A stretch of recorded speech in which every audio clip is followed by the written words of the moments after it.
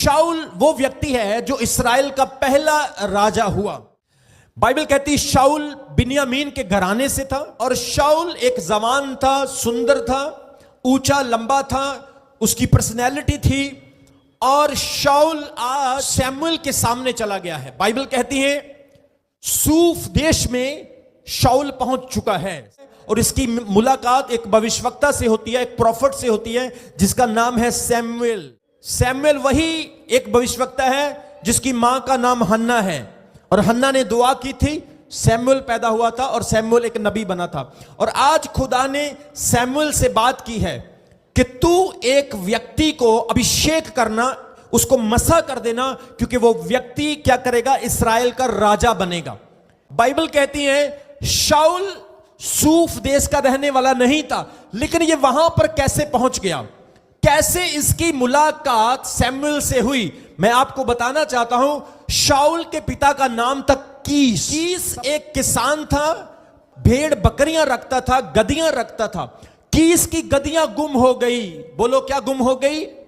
गधियां गुम हो गई, क्योंकि उस वक्त एक किसान का काम जो होता था वो जानवरों के साथ, गधों के साथ, भेड़ बकरियों के साथ होता था। यही उनकी प्रॉपर्टी, यही उनकी कमाई होती थी। बाइबल कहती है कि कीश की गधियां गुम हो गई और उसने अपने पुत्र शाऊल को कहा जा मेरी गधियों को ढूंढ कर ला। और शाऊल ने क्या किया, अपने एक साथी को लेकर गधियां ढूंढने के लिए चला गया। अब शाऊल क्या कर रहा है, गधियां ढूंढने के लिए यहां जा रहा है, वहां जा रहा है, मारे मारे घूम रहा है। मेरे पिता ने मुझे रिस्पॉन्सिबिलिटी दी है, मेरे पिता ने मुझे काम कहा है, मुझे उस गधियों को ढूंढना है, वो मेरे पिता की जायदाद है, मेरे पिता ने ये मुझे काम दिया है। क्योंकि पुराने समय में आजकल के बच्चों की तरह नहीं होता था। बच्चे जो होते थे वो अपने माता पिता के साथ पूरा पूरा सहयोग देते थे, काम करते थे।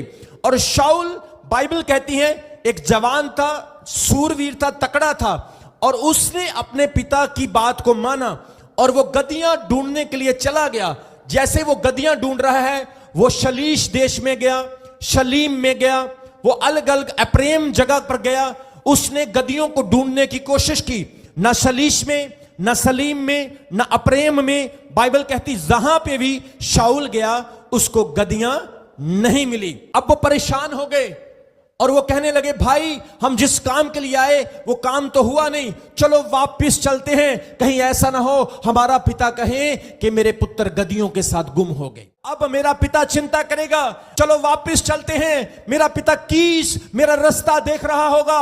बाइबल कहती है उसके नौकर, उसके मित्र ने उसको कहा कि जा, हम वापस तो जा रहे हैं, लेकिन तू मेरी एक बात सुन, इस सूफ देश में एक नबी रहता है, आओ हम उस नबी के पास, उस परमेश्वर के दास के पास चलते हैं जिसका नाम सैमुएल है। मैंने सुना है कि वो खुदा का दास हर एक बात को बता देता है, वो परमेश्वर का दास हर एक छुपी चीज को जाहिर कर देता है, वो परमेश्वर का दास भेद की, नबूवत की बातें कहता है। आओ हम मिले उस खुदा के दास को और वो हमारी गधियों के बारे में बता देगा, वो आत्मा में देख लेगा, वो नजर लगा लेगा, वो तेरे घर की, तेरे परिवार की एक एक बात को बता देगा, तेरी गधियां कहां पे है वो ये भी बता देगा। तू अपने पिता के पास निराशा के साथ नहीं जाएगा, तू अपने पिता के साथ दुख के साथ नहीं जाएगा, तू अपने पिता के साथ असफलता के साथ नहीं जाएगा। जब तू अपने पिता के साथ जाएगा, तू गधियों के साथ जाएगा, तेरा पिता तुझसे खुश हो जाएगा और तुझे इनाम दे देगा। सब बोले हालेलुया। मेरे प्रियो, ये गधियां ढूंढ रहे थे, ये जानवरों को ढूंढ रहे थे, ये एक वो काम कर रहे थे जो संसारिक काम है, ये वो काम कर रहे थे जो जानवरों का काम है, जिसे आप एक अननेसेसरी काम कह सकते हो, जिसे आप एक ना करने वाला काम कह सकते हो, आप इस काम को वो कह सकते हो जो जरूरी नहीं है। लेकिन बाइबल कहती है उस नौकर ने कहा आओ हम उस नबी के पास चलते हैं। वो नबी कैसा नबी है, जो सारी बातें बता देता है। मेरे प्रियो, बाइबल कहती है पुराने नियम में ऐसे नबी होते थे जो तेरे घर की, तेरे कमरे की सीक्रेट बातों को भी जानते थे। कोई व्यक्ति, कोई राजा जब इस्राएल के विरुद्ध में कोई युद्ध की योजना बनाता था तो अलीशा यहां पे आंखें बंद करता था और उसकी कमरे में क्या बात हो रही है अलीशा को पहले ही पता चल जाता था। ऐसे नबी, ऐसे खुदा के दास होते थे। परमेश्वर कहता है आज आप लोग भी उसी आत्मा को पा चुके हैं। जब आप कोई काम करेंगे परमेश्वर का आत्मा आपको गाइड करेगा। कलीसिया, जब आप परमेश्वर को खोजने वाले होंगे परमेश्वर कहता है ये सब वस्तुएं तुम्हें वो दे देगा।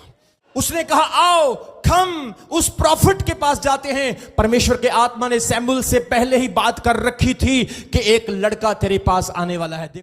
देखो परमेश्वर का काम। उस लड़के को नौकर ने कहा आओ नबी के पास चलते हैं, और नबी को भी परमेश्वर ने पहले ही बता दिया कि एक लड़का, एक जवान आने वाला है। मेरे प्रियो, जैसे ही वो सूफ देश में जाने लगते हैं सैमुएल उसको कहता है अरे भाई हम एक नबी के, एक प्रॉफिट के पास जा रहे हैं, खाली हाथ हम कैसे जाएंगे? परमेश्वर के दास को मिलना है, खाली हाथ कैसे जाएंगे? परमेश्वर के इतने महान दास को हम मिलेंगे तो खाली हाथ कैसे मिलेंगे? वो बोला सूखी रोटियों के अलावा मेरे पास और कुछ भी नहीं है। आप जान सकते हैं कि उस समय जब किसी नबी को मिला जाता था तो खाली हाथ नहीं जाया जाता था। पैसे के साथ, सोने के साथ, धन के साथ लोग उस प्रॉफिट को, उस नबी को मिलते थे। उसने कहा मेरे पास कुछ नहीं। वो कहा चलते हैं, मेरे पास कुछ है, मेरे पास कुछ चांदी है, हम वो चांदी परमेश्वर के दास को देंगे। मेरे प्रियो, जैसे ही शाऊल और उसका नौकर दोनों चले जा रहे हैं, वो चढ़ाई चढ़ रहे हैं, आगे सैमुएल खड़ा है। सैमुएल के साथ यहोवा ने बात की और यहोवा ने कहा उस लड़के को देख जिसके बारे में मैंने तुझे बताया था, ये वही लड़का है जिसे मैं इजराइल का प्रधान नियुक्त करने के लिए जा रहा हूं। इसे अपने पास बुला, अभिषेकित कर। मेरे प्रियो, बाइबल कहती है सैमुएल ने उस लड़के को बोला मेरे पीछे आ जा। उसने कहा मेरे साथ चल। उसका अभिषेक हुआ, उसे राजा नियुक्त किया गया। परमेश्वर ने उसे बड़ी ब्लेसिंग दी। वो जवान, वो शाऊल, वो लड़का जो गद्दियां ढूंढ रहा था, ढूंढने कुछ और गया था, लेकिन खुदा ने उसको ढूंढ लिया। परमेश्वर ने उसको कुछ बड़ा दे दिया। खुदा ने उसकी लाइफ में बड़ा चमत्कार कर दिया।